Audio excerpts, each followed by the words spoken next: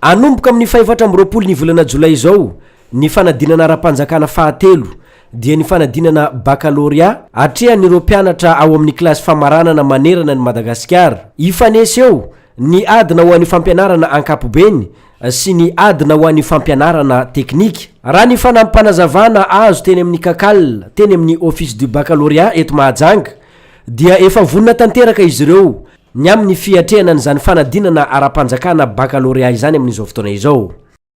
Raha ny fanomanana ny baccalauréat moa zao dia fantatsika fa ny 24 juillet ny fanadinana ho an'ny enseignement général sy ny teknika.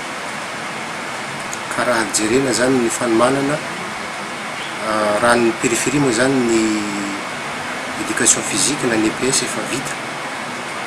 Fa ny EPS eto amin'ny Mahajanga tampon-tanàna zany dia nanomboka tamin'ny 27 juin ka nefara amin'ny 14 juillet.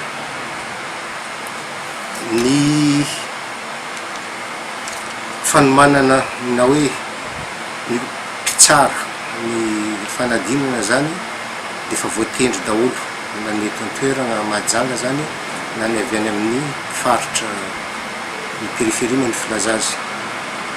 Efa ao anatin'ny fikirakirana ny laza adina ho an'izany fanadinana baccalauréat izany ireo mpampianatra izay misahana ny klasy famaranana eto Madagasikara any an-drenivohitra no anaovana ny fanamboarana ny laza adina ho an'ity fanadinana ity. Ny fanomanana ny laza adina dia efa nanomboka niditra quarantaine Antananarivo ny mpampianatra voatendry amin'izay fanomanana izay laza adina zay.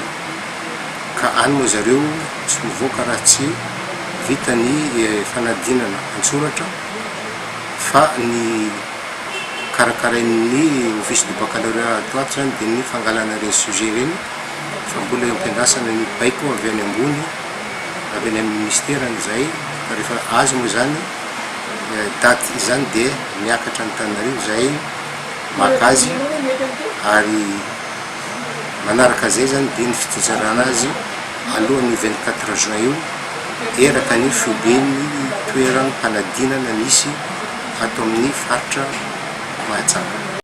Araka izany dia ny daty anatanterahana ny fanadinana ihany sisa no andrasany fa efa vonina tanteraka ny pitsopitsony rehetra izay ilaina ny amin'ity fanadinana ara-panjakana baccalauréat ity raha ny fanazavana azo avy teo anivon'ny office du baccalauréat eto Mahajanga.